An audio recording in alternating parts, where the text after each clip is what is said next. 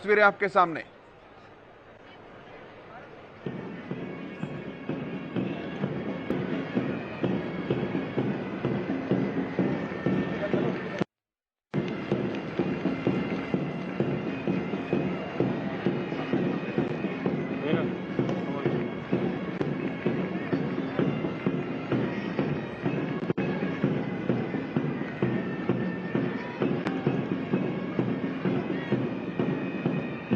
आगे आगे ये ना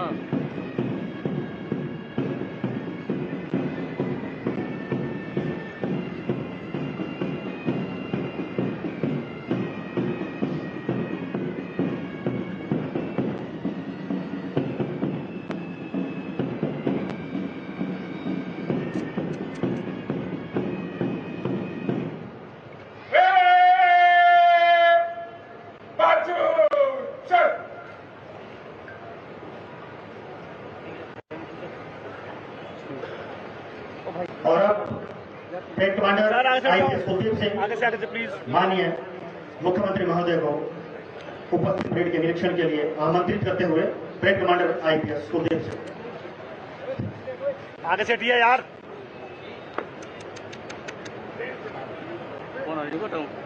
अरे आगे से हटिए यार। अरे परेड निरीक्षण के आमंत्रण के बाद माननीय मुख्यमंत्री महोदय सैन्य वाहन में सवार होते हुए परेड निरीक्षण के लिए जाते हैं।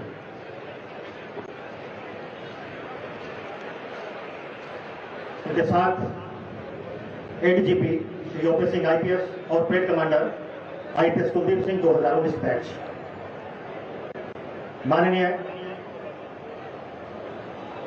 मुख्यमंत्री महोदय परेड के निरीक्षण के लिए जाते हुए हाथ में क्रिच लिए हुए IPS Kuldeep Singh parade commander समारोह के अनुरूप परंपराओं को निभाते हुए मैदान में चारों ओर उल्लास और खुशी का माहौल मानो सभी आजादी के जश्न में रंग गए हैं। एक गरिमापूर्ण एहसास और माननीय मुख्यमंत्री महोदय अभिवादन करते हुए आमजन का जो इस कार्यक्रम में स्वतंत्रता दिवस समारोह को देखने के लिए पधारे हैं। सैन्य वाहन धीरे धीरे मैदान में आगे बढ़ते हुए जिसमें माननीय मुख्यमंत्री महोदय सवार हैं। चारों तरफ हर्षोल्लास का माहौल।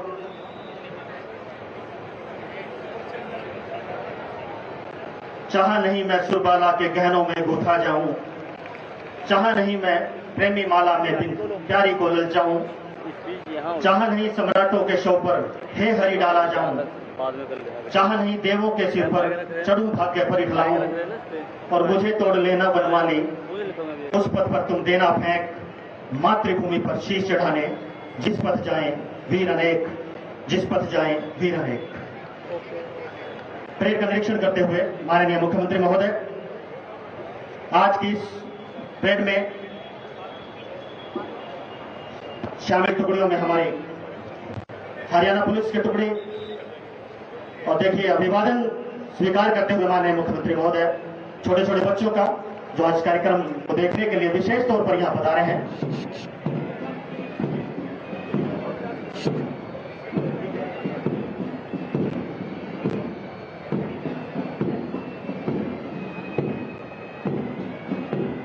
पीएसआई महिपाल जो पहली टुकड़ी के प्लाटून कमांडर रहेंगे। दूसरी टुकड़ी जो आज एचपी मधुबन से विशेष तौर पर पधारी है पीएसआई संदीप जिसका नेतृत्व करेंगे प्लाटून कमांडर के रूप में। और तीसरी टुकड़ी का निरीक्षण करते हुए माननीय मुख्यमंत्री महोदय PSI Dinesh Kumar platoon commander रहेंगे। होमगार्ड्स के साथ साथ हमारी महिला टुकड़ी महिला पुलिस की टुकड़ी पीएसआई आशा जिसकी प्लाटून कमांडर रहेंगी। उसके बाद आप देख रहे हैं होमगार्ड्स सब इंस्पेक्टर महावीर जिसके प्लाटून कमांडर रहेंगे। और विशेष तौर पर आज इस मार्च पार्ट में शामिल हमारा कमांडो दस्ता एक कमांडो टुकड़ी जिसका नेतृत्व कमांडो अभिषेक करेंगे प्लाटून कमांडर के रूप में। केवल 4 महीने की ट्रेनिंग के बाद इन्हें पहली बार स्मार्ट पार्क में शामिल किया जा रहा है। और ठीक आप देख रहे हैं आगे एनसीसी की टुकड़ी जो इस मार्च पास्ट में शामिल होगी और स्काउट्स मतदाताओं को जागरूक करने के लिए विशेष तौर पर ये टुकड़ी शामिल की गई है आज के मार्च पास्ट में। ज्यादा से ज्यादा हम लोकतंत्र को आगे लाने के लिए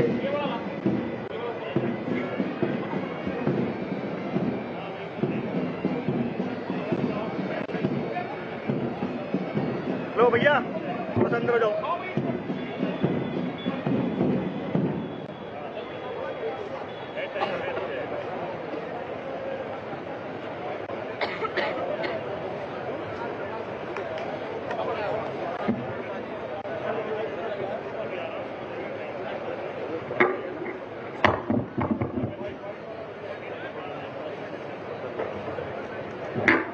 ये भी आएगी ना गाड़ी इसमें। आगे चढ़ जाओ सर। ट्रेन निरीक्षण के बाद माननीय मुख्यमंत्री महोदय धीरे धीरे अरे आगे से हट जाओ भाई। हेलो सलामी मंच की ओर बढ़ते हुए और लोगों का अभिवादन स्वीकार करते हुए तालियां बजाकर माननीय मुख्यमंत्री महोदय का अभिवादन कर रहे हैं।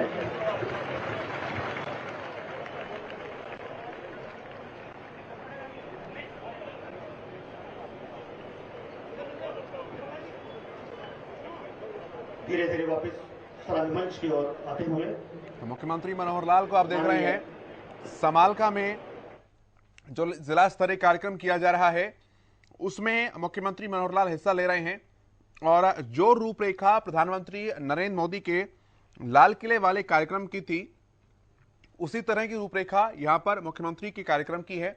अभी गार्ड ऑफ ऑनर मुख्यमंत्री मनोहर लाल को यहां पर दिया गया है और गार्ड ऑफ ऑनर मिलने के बाद जो भी परेड है, जो भी टुकड़ियां हैं, उनका निरीक्षण मुख्यमंत्री मनोहर लाल अभी इस जिप्सी पर खड़े होकर कर रहे हैं। वहां विंग कमांडर जिस तरह से अध्यक्षता कर रहे थे, नेतृत्व कर रहे थे, उसी तरह से नेतृत्व यहां पर किया जा रहा है। होमगार्ड्स के काफी जवान यहां पर मौजूद हैं और अब मंच की तरफ सीएम मनोहर लाल बढ़ रहे हैं। ध्वजारोहण उनके द्वारा यहां पर किया गया और अब लोगों को संबोधित करेंगे मुख्यमंत्री मनोहर लाल।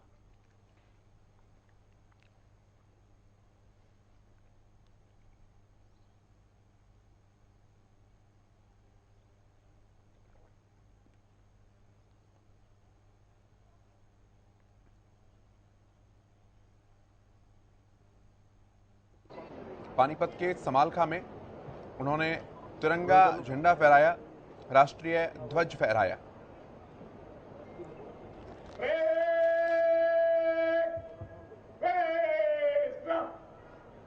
और अब मैं माननीय मुख्यमंत्री महोदय से अनुरोध करूंगा कि वो प्रदेशवासियों को अपना शुभ संदेश दें। परम आदरणीय बुजुर्गों, वाइड कर दे। माताओं, बहनों, मेरे प्यारे भाइयों, नौजवान साथियों, प्यारे बच्चों, आज हर भारतवासी के लिए हर्षोल्लास का यह दिन है। आज हमने स्वतंत्र भारत के रूप में 75 वर्ष पूरे कर लिए हैं। इस खुशी में हर गली, हर मोहल्ला में तिरंगा फहरा रहा है। आज हर घर दफ्तर में तिरंगा है, हर मुंडेर पर, हर हाथ में तिरंगा है। पूरा देश तिरंगे के रंगों में रंगा है। कहते हैं कि कुल 7 रंग होते हैं, लेकिन आज तो मित्रों पूरे देश में 3 ही रंग दिखाई दे रहे हैं। ये तिरंगा ये सारे देश में लहरा रहा है। मैं आजादी की 75वीं वर्षगांठ के पावन अवसर पर सभी प्रदेशवासियों को हार्दिक बधाई देता हूं। सबके स्वस्थ जीवन और खुशहाली की कामना करता हूं। इस दिन को देखने के लिए मां भारती के न जाने कितने ही सपूतों ने अपना कर्तव्य वहन करते हुए सर्वस्व न्यौछावर कर दिया। इसी दिन के लिए असंख्य देशभक्तों ने विदेशी शासकों के हाथों कष्ट झेले और यातनाएं सही। शहीद आजम सरदार भगत सिंह, राजगुरु सुखदेव। और ये 2 तस्वीरें आपके सामने। पहली तस्वीर समालका की है जहां पर मुख्यमंत्री मनोहर लाल संबोधित कर रहे हैं उन लोगों को ध्वजारोहण के बाद। दूसरी तस्वीर आप देख रहे हैं हलोपा सुप्रीमो, सिरसा विधायक और पूर्व गृह राज्य मंत्री गोपाल कांडा की, जब उन्होंने शहीदों को नमन किया, शहीद पार्क को पहुंचे, माला पहनाई तमाम स्वतंत्रता सेनानियों को और यहां पर उन्हें गार्ड ऑफ ऑनर दिया गया और शहीदों को पुष्प उन्होंने अर्पित किए।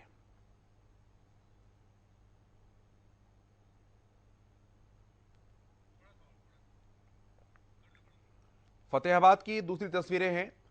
हलोपा सुप्रीमो यहां पर पहुंचे हैं और जिला स्तरीय कार्यक्रम जो अलग अलग किए जा रहे हैं, जिलेवार किए जा रहे हैं, जहां तमाम बड़े नेतागण पहुंचे हैं, उनकी मौजूदगी में कार्यक्रम किए जा रहे हैं। इसी कड़ी में हलोपा सुप्रीमो सिरसा विधायक गोपाल कांडा भी पहुंचे, उनका भव्य स्वागत यहां पर किया गया और स्वतंत्रता सेनानियों के चरणों में उन्होंने शीश नवाकर उन्हें पुष्प अर्पित किए, पुष्प मालाएं उन्हें पहनाई और फिर यहां पर राष्ट्रीय गान हुआ, लोगों का अभिवादन उन्होंने स्वीकार किया। वो पहुंचे जब तो तिरंगा में ही पूरा माहौल नजर आया। जवान वहां पर खड़े हुए थे, पुलिस के जवान थे, उन्होंने उन्हें सलामी दी, गार्ड ऑफ ऑनर दिया और सैल्यूट करते हुए गोपाल कांडा ने उनका अभिवादन स्वीकार किया, उनका गार्ड ऑफ ऑनर स्वीकार किया।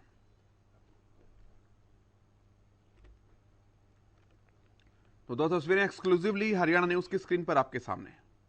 इंडिया के शासन का अंत किया, बल्कि आगे चलकर ऐसा जन आंदोलन खड़ा कर दिया जिसके बलबूते हम सन 1947 में अंग्रेजी हुकूमत को उखाड़ फेंकने में भी सफल रहे। हमारे वीर जवानों ने आजादी के बाद भी देश की सीमाओं की सुरक्षा में अपनी महत्वपूर्ण भूमिका निभाई है। आज देश की सेना में हर 10वां सैनिक हरियाणा से है। हमारे नौजवानों ने 1962, 1965, 1971 के विदेशी आक्रमणों और ऑपरेशन कारगिल युद्ध के दौरान वीरता की नई मिसाल पेश की है। मुझे गर्व है आज वीरभूमि स्मारका में ध्वजारोहण का मुझे अवसर मिला है। स्मारका एक ऐतिहासिक कस्बा है। पास में ही गांव चुलकाड़ा में श्री श्याम बाबा का बहुत पुराना मंदिर है। देश भर से हर साल लाखों भक्त यहां दर्शनार्थ आते हैं। साथ ही गांव पट्टी कल्याणा, ये भी बहुत महत्वपूर्ण ऐतिहासिक गांव है। राष्ट्रपिता महात्मा गांधी यहां पधारे थे और भूदान अभियान में आचार्य विनोबा भावे की अपील पर भी यहां के लोगों ने 22 एकड़ जमीन ये दान में दी थी, जो गरीब लोगों में बांट दी गई थी। भाइयों बहनों, स्मारका उस जिला पानीपत में पड़ता है जहां के लोगों ने आजादी की लड़ाई में बढ़ चढ़कर भाग लिया था। इनमें मौलाना नकाउल्ला, देशबंधु गुप्त, डॉक्टर गोपीचंद भार्गव, रोशन पानीपति जैसे नाम विशेषकर उल्लेखनीय हैं। इस जिले के नौरथा क्षेत्र के 16 गांवों में अंग्रेजी शासन को राजस्व देने से इनकार कर दिया था। वो अली शाह कलंदर का मकबरा आजादी की गतिविधियों का केंद्र रहा। ऐसे ही वीरों की वीरता से नई पीढ़ी को प्रेरित करने के लिए प्रधानमंत्री जी ने नवम पातशाह श्री गुरु तेग बहादुर जी के 400वें प्रकाश उत्सव पर्व को पूरे देश में मनाने का निर्णय लिया। उन्होंने दशम पातशाह श्री गुरु गोविंद सिंह जी के साहबजादों जोरावर सिंह और फतेह सिंह के शहीदी दिवस 26 दिसंबर को हर वर्ष वीर बाल दिवस के रूप में मनाने का निर्णय लिया।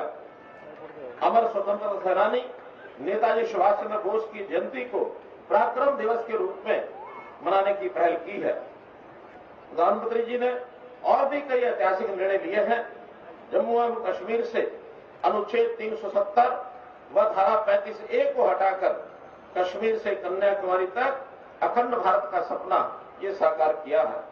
उन्होंने देश के बंटवारे को 20वीं शताब्दी की सबसे बड़ी त्रासदी बताते हुए हर वर्ष 14 अगस्त को विभाजन विभीषिका स्मृति दिवस मनाने की घोषणा भी की है।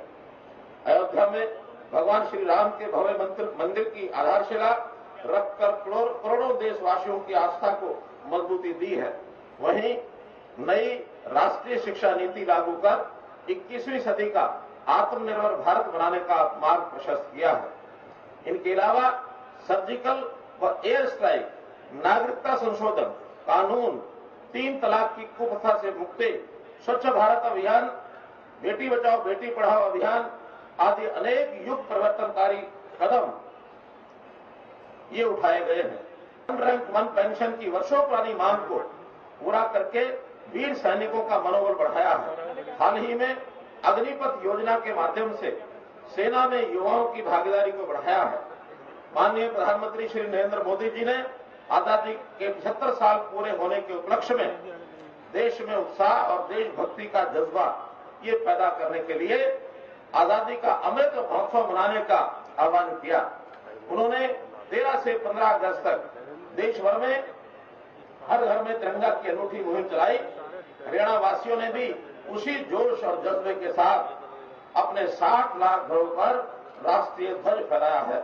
जिस जोश और जज्बे के साथ हम अपने जवानों को सरहद पर भेजते आए हैं, उसी जज्बे से देशभक्ति का ये प्रतीक राष्ट्रीय ध्वज सभी घरों पर लहराया गया।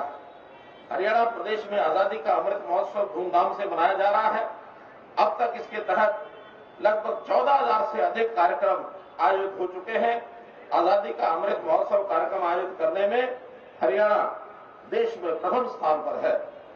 हम आजादी की पहली लड़ाई के शहीदों की स्मृतियों को सहेजने के लिए अम्बाला छावनी में एक बहुत ही विशाल शहीदी स्मारक इसका निर्माण कर रहे हैं। भाइयों बहनों, स्वतंत्रता दिवस का ये पावन पर्व अपनी उपलब्धियों का जश्न मनाने के साथ साथ आत्मविश्लेषण करने का भी दिन है। यह दिन हमें ये सोचने का अवसर प्रदान करता है कि 75 वर्ष के इस कालखंड में हमने क्या हासिल किया है। निसंदेह आजादी के बाद राष्ट्र ने उल्लेखनीय प्रगति की है। हरित क्रांति ने हमें खाद्यान्न में आत्मनिर्भर बनाया। जिस देश में सुई तक नहीं बनती थी, वह आज अपनी उन्नत प्रौद्योगिकी और प्रतिभा के बल पर न केवल मिसाइलें बना रहा है, बल्कि चंद्रयान और मंगलयान जैसे मिशन शुरू कर रहा है। आज कई क्षेत्रों में पूरा विश्व हमारा लोहा मानता है। भाइयों बहनों, आज मेरा स्वतंत्रता दिवस के अवसर पर ध्वजारोहण का ये 8वां अवसर है। पिछले पौने 8 वर्षों में हमारी कार्य करने की प्रेरणा का एक ही केंद्र बिंदु रहा है कि कैसे अपने इस समय का एक एक क्षण प्रदेश की जनता की सेवा में लगाया जाए। हमारी सरकार एक स्पष्ट लक्ष्य को लेकर आगे बढ़ रही है। हमने व्यवस्था परिवर्तन के संकल्प के साथ जन सेवा का दायित्व संभाला है। हमारा व्यवस्था परिवर्तन से सुशासन, सुशासन से सेवा का अभियान, यह अब सबसे पहले सबसे गरीब के उत्थान तक पहुंच चुका है। इसके लिए मुख्यमंत्री अंत्योदय परिवार उत्थान योजना के तहत लगभग 30,000 परिवारों को रोजगार के लिए ऋण व अन्य योजनाओं के द्वारा सहायता दी है। इसी प्रकार हमने ई गवर्नेंस के जरिए सरकारी सेवाओं और योजनाओं का लाभ पंक्ति में खड़े अंतिम व्यक्ति तक पहुंचाने की जो मुहिम शुरू की थी, वह परिवार पहचान पत्र तक पहुंच चुकी है। इसके तहत सभी परिवारों के परिवार पहचान पत्र बनाए जा रहे हैं। इस एकमात्र दस्तावेज से सभी योजनाओं और सेवाओं का लाभ अब पात्र व्यक्ति को घर बैठे ही मिलने लगा है। सभी योजनाओं और सेवाओं का परिवार पहचान पत्र पोर्टल के साथ जोड़ा जा रहा है। इस पर अब जन्म मृत्यु का डेटा ऑटो अपडेट होगा। युवाओं की शिक्षा, कौशल व बेरोजगारी का डाटा भी इस पोर्टल पर डाला गया है। हम पीले राशन कार्ड बनाने का काम भी परिवार पहचान पत्र के माध्यम से कर रहे हैं। आरंभ में जिला सिरसा व कुरुक्षेत्र में ये योजना पायलट आधार पर शुरू की गई है। इस नई व्यवस्था के तहत लाभार्थी की आय में परिवर्तन होने पर राशन कार्डों का रंग व श्रेणी भी अपने आप बदल जाएगी। यदि कोई व्यक्ति वृद्धावस्था पेंशन के लिए निर्धारित आयु पूरी करता है, तो उसे अपनी पेंशन बनवाने के लिए सरकारी दफ्तरों के चक्कर नहीं काटने पड़ेंगे। अब परिवार पहचान पत्र के माध्यम से उसको पेंशन अपने आप शुरू हो जाएगी। गरीब परिवारों को मुख्यमंत्री परिवार समृद्धि योजना के तहत 6,000 रुपया वार्षिक सहायता योजनाओं के माध्यम से दी जा रही है। प्रदेश में सभी तरह की सामाजिक सुरक्षा पेंशन बढ़ाकर 2500 रुपये मासिक की गई है। हम आयुष्मान भारत योजना के तहत 27 लाख गरीब परिवारों को 5 लाख रुपए तक का वार्षिक मुफ्त इलाज करवाने की सुविधा देने जा रहे हैं। व्यवस्था परिवर्तन की राह में एकल पंजीकरण व कॉमन पात्रता परीक्षा, कौशल रोजगार निगम निजी क्षेत्र में रोजगार के लिए 75% आरक्षण, नई शिक्षा नीति 2020, विवादों से समाधान, हरियाणा हेल्पलाइन सेवा 112 और ऑटो अपील सॉफ्टवेयर जैसी अनुकरणीय पहलों से सुशासन से सेवा के संकल्प को निरंतर मजबूती मिली है। भ्रष्टाचार के प्रति जीरो टॉलरेंस की नीति अपनाते हुए हमने लगभग 87,000 युवाओं को योग्यता के आधार पर सरकारी नौकरियां दी हैं। हमने जन सेवा का कार्यभार संभालने के बाद एक दृढ़ निश्चय किया था कि चाहे कुछ भी हो जाए, सरकारी नौकरियां तो मेरिट के आधार पर ही पारदर्शी तरीके से मिलेंगी। भाइयों बहनों, हरियाणा कृषि प्रधान राज्य है। केंद्रीय खाद्यान्न पूल में लगभग 15% योगदान देता है। अब तक प्रदेश कृषि प्रधान तो था, लेकिन किसान प्रधान नहीं था। अब किसान प्रधान भी होगा और उसका सम्मान भी होगा। कृषि क्षेत्र में बागवानी, पशुपालन और मत्स्य पालन का क्षेत्र और उत्पादन दोनों बढ़ रहे हैं। हम बाजार की मांग के अनुसार विविधीकरण करके किसानों की अधिकतम आय सुनिश्चित करने की दिशा में पहल कर रहे हैं। खेती में नवीनतम तकनीकों के उपयोग को बढ़ावा देकर कम लागत में अधिकतम पैदावार के प्रयास निरंतर जारी है। किसान को खाद, बीज, ऋण और कृषि उपकरणों के लिए मिलने वाली आर्थिक सहायता भी घर बैठे देने के लिए मेरी फसल मेरा ब्यौरा पोर्टल शुरू किया है। ये किसानों को अपनी उपज को एमएसपी पर खरीदने और ई खरीद पोर्टल के माध्यम से भुगतान के समय पर वितरण की सुविधा प्रदान करता है। हमने फसल खरीद का एक एक पैसा 72 घंटों के भीतर किसानों के खातों में दिया है। हमने प्राकृतिक आपदा से खराब फसलों के लिए मुआवजा राशि 10,000 रुपए से बढ़ाकर 15,000 रुपए प्रति एकड़ की है। एमएसपी पर 14 फसलों की खरीद करने वाला हरियाणा देश का एकमात्र राज्य है। हमने फसलों के दाने दाने की खरीद न्यूनतम समर्थन मूल्य पर की है। फलों और सब्जियों की कीमत में गिरावट के कारण नुकसान व जोखिम को कम करने के लिए भावांतर भरपाई योजना चलाई जा रही है। खरीफ सीजन 2021 से बाजरे के लिए भी ये योजना शुरू की गई। हरियाणा देश का पहला राज्य है जिसने बागवानी फसलों को मौसम की मार से बचाने के लिए मुख्यमंत्री बागवानी बीमा योजना ये शुरू की है। हमने अपनी भावी पीढ़ी को कौशल व संस्कार युक्त रोजगार परक शिक्षा प्रदान करने के लिए नई राष्ट्रीय शिक्षा नीति 2020 लागू की है। शिक्षा की उच्च गुणवत्ता सुनिश्चित करने के लिए नए युग की आवश्यकता के अनुसार पाठ्यक्रम बनाए जा रहे हैं और शिक्षा को आधुनिक तकनीक से भी जोड़ा है। हमने स्कूल से लेकर विश्वविद्यालय तक की शिक्षा को कौशल के साथ जोड़ा है। क्लस्टर अप्रोच के तहत सभी क्षेत्रों में पर्याप्त संख्या में स्कूल और 20 किलोमीटर के दायरे में एक कॉलेज खोला गया है। सरकारी स्कूलों में पढ़ने वाले 10वीं से 12वीं कक्षा तक के सभी विद्यार्थियों के लिए ऑनलाइन शिक्षा हेतु 5 लाख विद्यार्थियों को मुफ्त टेबलेट भी बांटे हैं। राज्य में 4081 आंगनबाड़ियों को प्लेवे स्कूल में बदला जा रहा है। राज्य में 1418 राजकीय मॉडल संस्कृति प्राथमिक विद्यालय और बैग फ्री स्कूल बनाए गए हैं। शिक्षा के माध्यम के रूप में अंग्रेजी की आवश्यकता को समझते हुए 138 राजकीय मॉडल संस्कृति वरिष्ठ माध्यमिक विद्यालय नाम से अंग्रेजी माध्यम के तथा सीबीएसई बोर्ड के विद्यालयों की ये स्थापना की है। कॉलेजों व पॉलिटेक्निक्स में अंतिम वर्ष के छात्रों के लिए निःशुल्क पासपोर्ट सहायता योजना शुरू की है। कॉलेजों में लर्नर ड्राइविंग लाइसेंस भी बनाए जा रहे हैं। उद्योगों की भागीदारी से छात्रों को 4 से 6 महीने का मुफ्त प्रशिक्षण ये प्रदान किया जा रहा है। भाइयों बहनों, सबको सस्ती, सुलभ और आधुनिक चिकित्सा सुविधाएं मुहैया करवाना हमारी सर्वोच्च प्राथमिकताओं में से एक है। हर जिले में मेडिकल कॉलेज, हर जिले में 200 बेड का अस्पताल खोलना हमारा लक्ष्य है। कैंसर के सघन उपचार के लिए अम्बाला छावनी के सिविल अस्पताल में टर्शरी कैंसर केयर सेंटर की स्थापना की गई है। प्रदेश में 300 से अधिक प्रकार के ऑपरेशन, टेस्ट, दंत चिकित्सा और 460 दवाइयां भी मुफ्त दी जाती हैं। हमने आयुर्वेदिक चिकित्सा पद्धति को आयुष्मान भारत योजना से जोड़ा है।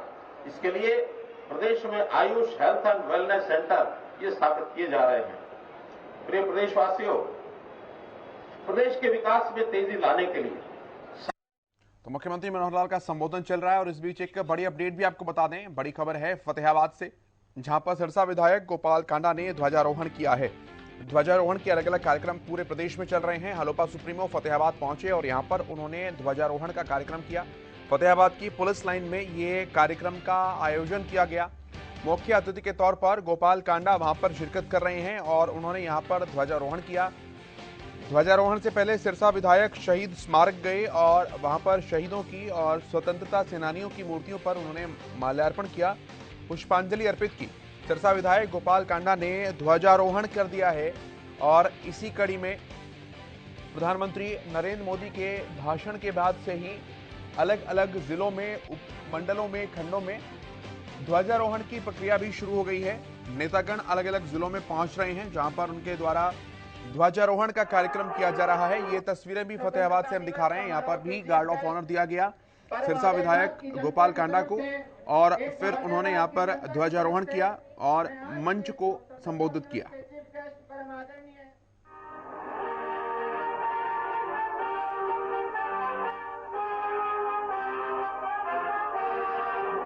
स्वतंत्रता दिवस समारोह के चीफ गेस्ट परम आदरणीय की जनता की तरफ से, एक फतेहाबाद की जनता की तरफ से मैं आज के स्वतंत्रता दिवस के चीफ गेस्ट परम आदरणीय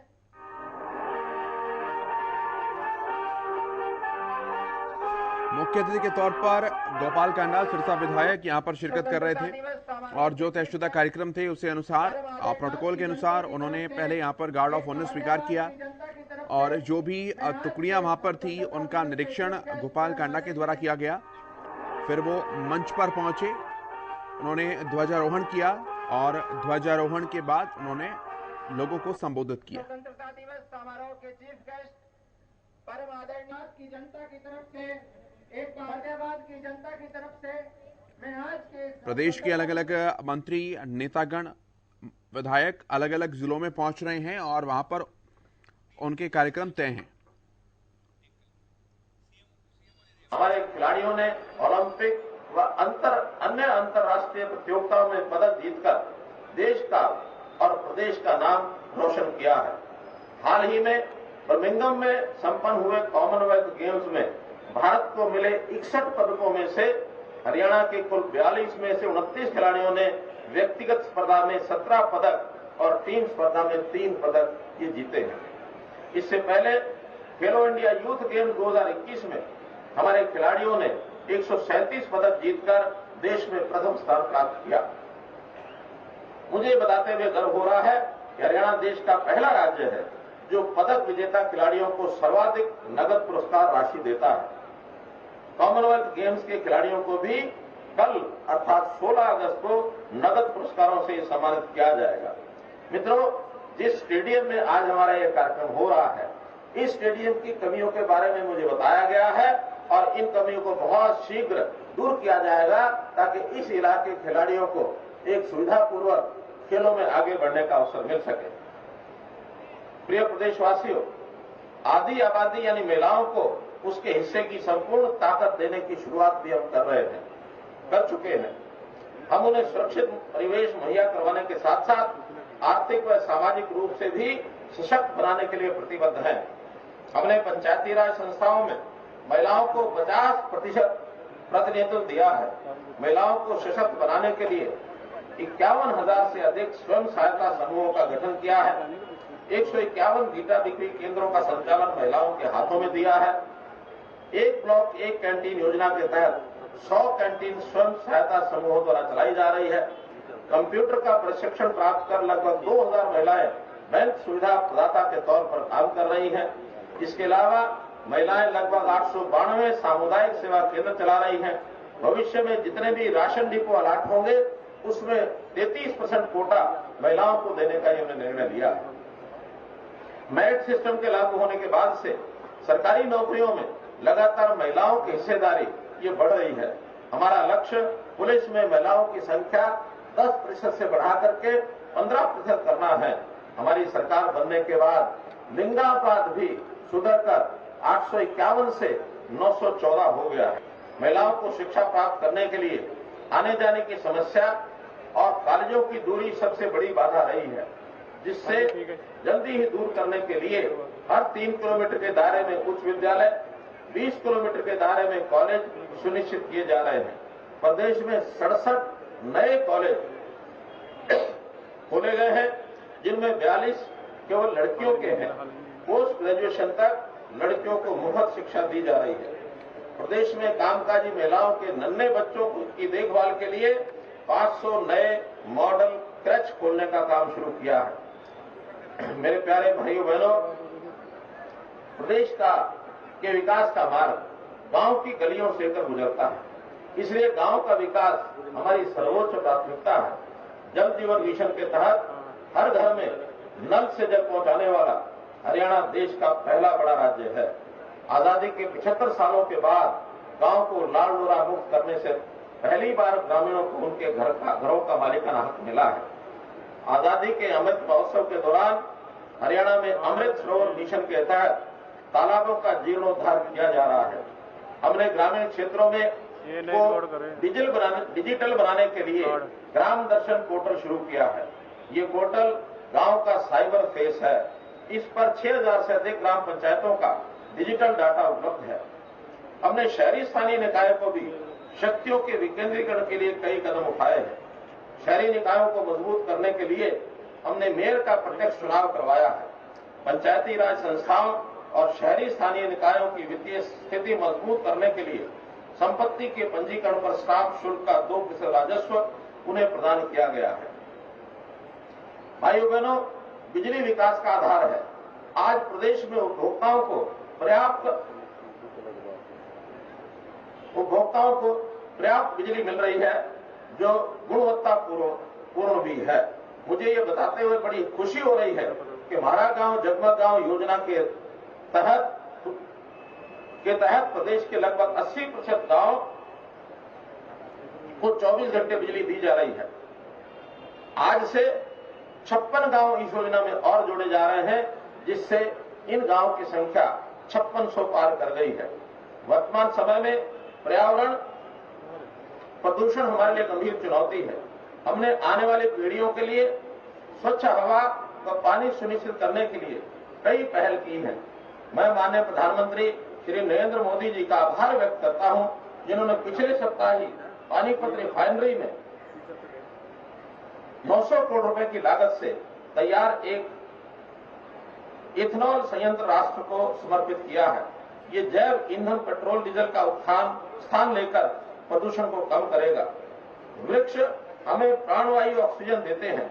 हमने 75 साल की आयु से अधिक वृक्षों के रखरखाव के लिए प्राणवायु देवता पेंशन ये स्कीम शुरू की है।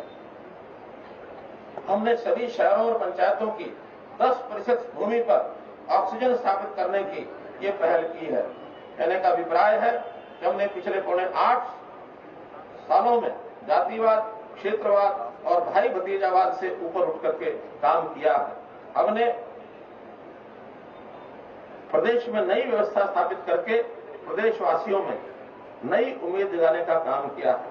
मित्रों, आज ही 15 अगस्त का ये जो कार्यक्रम है, इस कार्यक्रम में प्रधानमंत्री जी ने लाल किले से भी कुछ घोषणाएं की हैं और इन घोषणाओं में अगले आने वाले 25 वर्षों में जो कोई महत्वपूर्ण बिंदु उन्होंने हमको बताए हैं, उस बारे में थोड़ी चर्चा आपसे करना चाहूंगा। मित्रों, पीएम मोदी ने लाल किले से किए हैं 5 प्रण।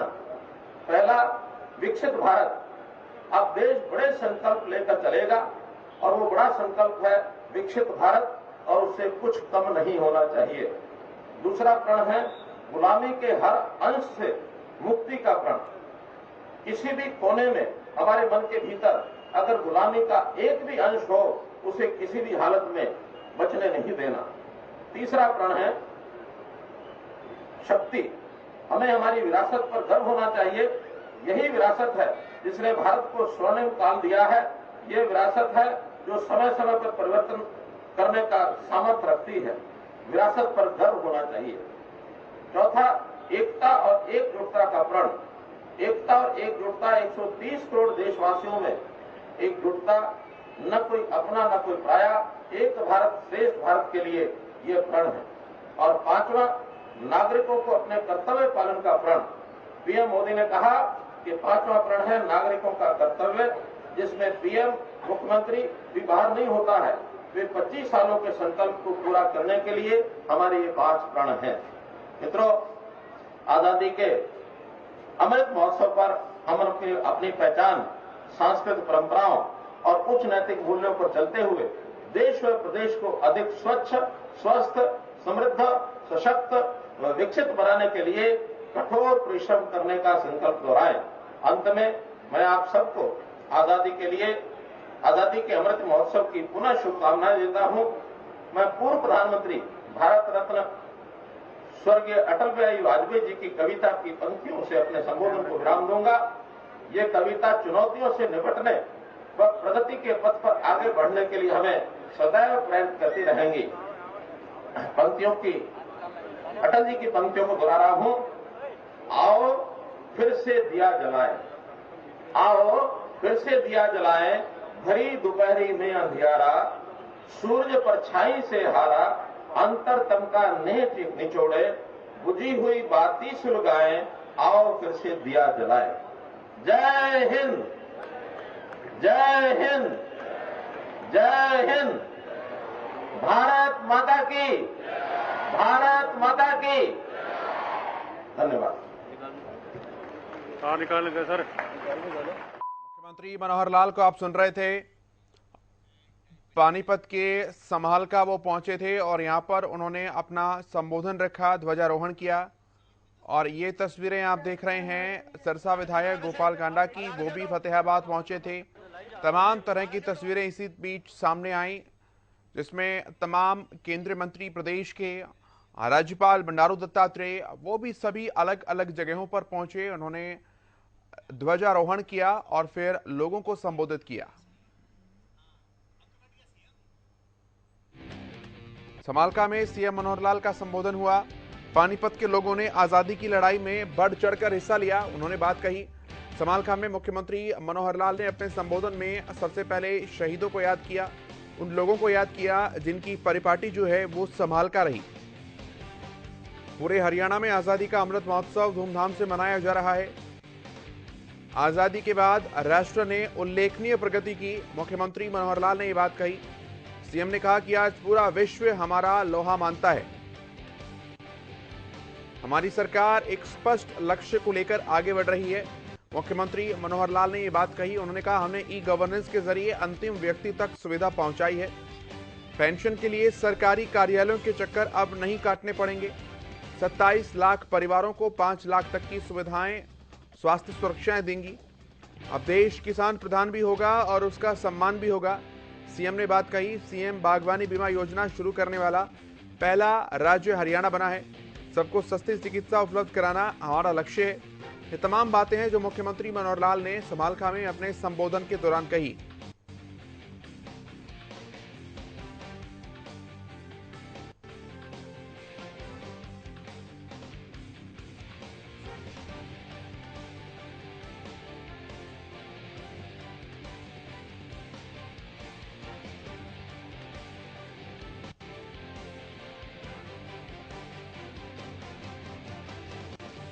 सीएम ने कहा, हमारी सरकार एक स्पष्ट लक्ष्य के साथ आगे बढ़ रही है।